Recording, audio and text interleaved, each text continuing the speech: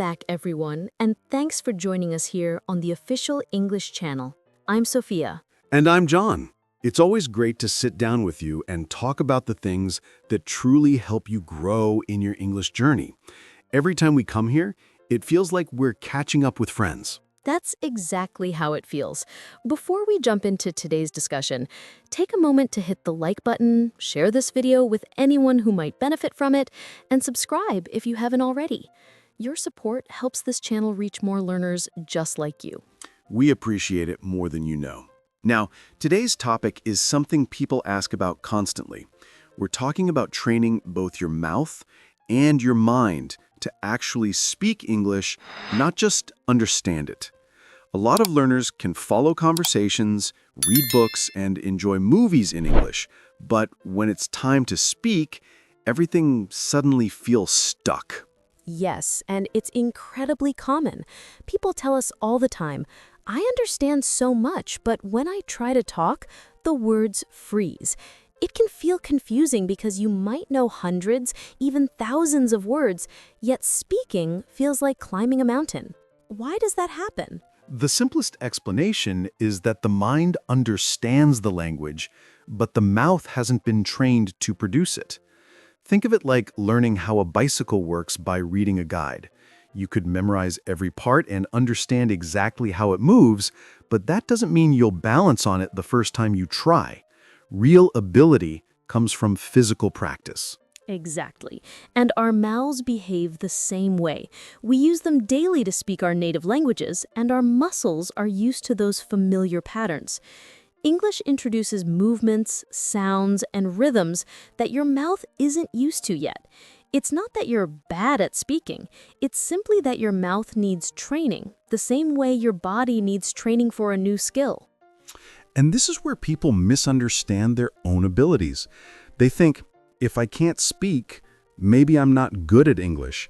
But that's not true at all. Speaking requires muscle memory, not just knowledge. Your mouth needs repetition to create new habits. It's like going to the gym. You can't walk in once, lift a weight a single time, and expect to become strong. The first few tries might even feel awkward or uncomfortable, but with time, your body learns the motions. English speaking works the same way. At the beginning, the sounds may feel unnatural or stiff, but repeated practice changes that. So whenever someone knows a lot but struggles to speak, it's not a lack of intelligence. It's simply that their speaking muscles haven't been exercised enough. The good news is that this is completely fixable with the right methods. Let's talk about one of the most powerful techniques for training your mouth, shadowing. John, I know you love teaching this one. Absolutely. Shadowing is incredibly effective. It's basically copying a speaker almost in real time. You listen to a voice, maybe from a podcast, a video, or any clear English source, and then repeat what they say either at the same time or just a moment behind them. You imitate everything: their pronunciation, rhythm, tone, and even their pauses. It's like you're becoming their shadow with your voice. If the speaker says, "How's your day going?" you immediately repeat it, matching the melody and flow as closely as possible. Exactly. You're not just repeating words, you're absorbing the music of English, the way it rises, falls, stretches, and blends. And the key is not to stop, even if you don't understand every single word. The goal is movement, not perfection. The more you repeat sounds in real time, the more your mouth learns the patterns. It also forces you to listen actively. You're not just hearing English, you're reproducing it. It becomes a full-body experience. Your brain focuses, your ears tune in, and your mouth follows the rhythm. And the best part is that you can start small. A simple video with short sentences is perfect. As you get comfortable, you can choose more advanced content. The important thing is imitation. After shadowing, another powerful habit is repeating short phrases every day. Think of these as warm-ups for your mouth. Small, simple expressions can activate your muscles in ways you might not expect. People often believe they need complicated sentences to practice, but simple ones are what unlock the door. Phrases like "I'm ready" or "let's begin" or "I can handle this" seem basic, but they build natural fluency. And you can add emotion to them. Say, I'm ready, with confidence. Say it quietly when you're tired. Change the feeling, the speed, or the tone. This teaches your mouth flexibility and helps your brain attach meaning to emotion, which is how real communication works. Just like learning a song. At first, you might look at the lyrics again and again, but eventually your body remembers it. You don't think about it anymore. You just sing. Repeating simple phrases every day makes them automatic. And once your mouth gets used to these expressions, longer sentences become easier. Step by step, you build comfort and confidence. Now, this next technique surprises a lot of people, but it's one of the most effective. Speaking out loud when you're alone. Yes, it may feel odd the first time, but it's one of the best ways to practice without fear. At home, you're in your own private space. You have no pressure, no judgment, no rush. It becomes your English playground. Talk about anything, what you're doing, what you're planning, what you see around you. For example, I'm making tea right now. It smells really good. I need to find a clean cup. This connects your actions to English, which builds natural fluency. Or you can describe the things around you in simple terms. This book is interesting. It's on the table. I'm going to read it later. It doesn't have to be complicated. The point is to get your mouth moving. Mistakes don't matter in this space. You're not performing, you're training. Even if your sentences aren't perfect, your brain learns that English is something you can use freely. And the more you speak aloud, the more comfortable it feels. Soon, your thoughts begin forming in English automatically. Which brings us to the next point, training your mind to think in English. Thinking in English sounds intimidating, but it doesn't start with full sentences. It begins with single words. When you see a chair, think chair. When you're thirsty, think thirsty. When something feels warm, think warm. It's about skipping the translation step.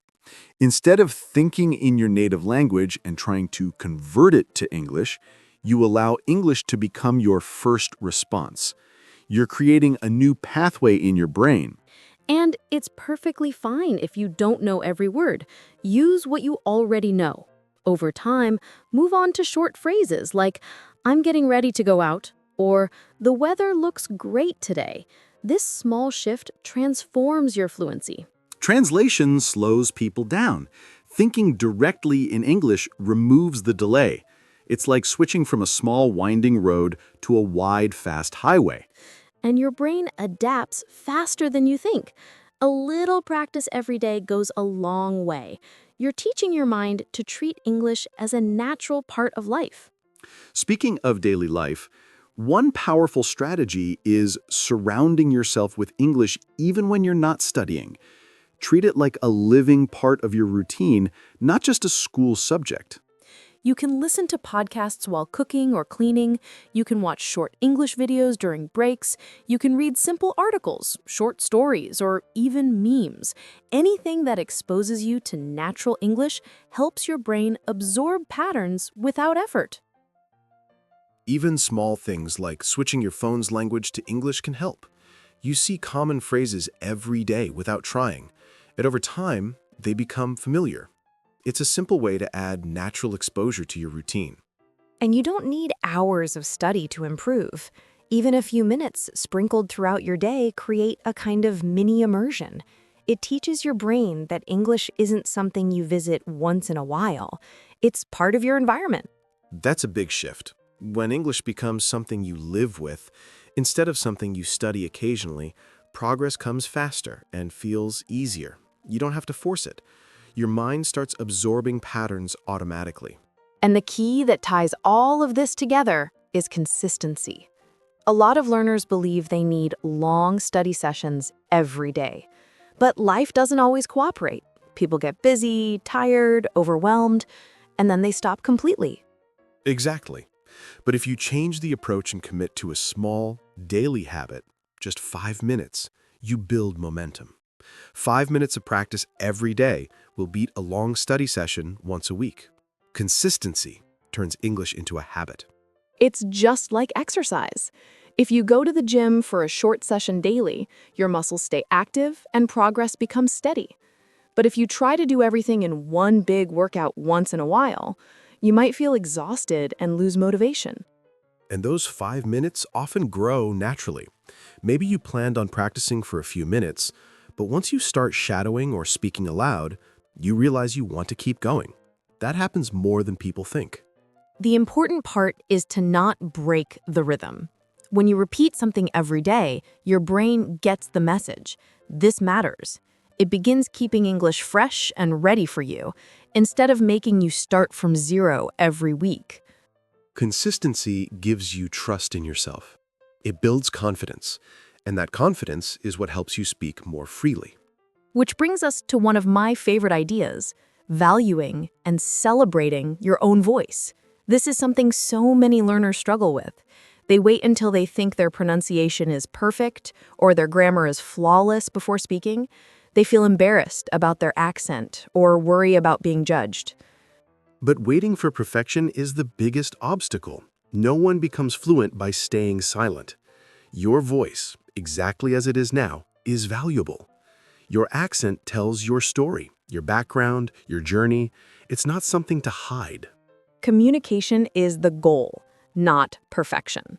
Most people don't speak with a perfectly neutral accent anyway. Every country, every region, every community has its own style.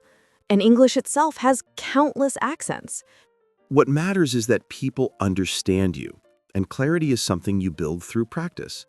Trying to erase your accent is unnecessary. Embracing your voice makes you more confident, and that confidence carries into every conversation. When you say something in English, even if it's just a simple phrase like, "I'd like some water," or "I'm learning every day," you should feel proud. You're expressing yourself in another language. That's an achievement. And the more you celebrate your progress, the more motivated you become. That positive feeling encourages you to practice more. It creates a cycle of confidence and improvement. Now, there's one last idea we need to explore, and it ties perfectly into everything we've talked about. Your brain follows your mouth. This surprises a lot of learners. Yes, most people believe they need perfect grammar, perfect thoughts, and perfect sentences in their heads before they can open their mouths. But it actually works the other way around. When you speak, even if the words come out slowly or feel messy, your brain becomes more active. It starts connecting sounds, meanings, and structures in real time. Speaking triggers learning in a way that silent study cannot. It's like giving your brain a command. When your mouth starts producing English, your brain responds by supplying more English. It tries to help you. It becomes faster, sharper, more adaptable. Reading and listening are important, but speaking takes learning to a completely different level. It turns passive knowledge into something alive. The act of speaking sends a message to your brain. This is real. I need to participate. And once your brain recognizes that, it begins to create shortcuts. It starts predicting what you want to say. It recalls vocabulary faster. It forms sentences without needing translation. That's how fluency begins.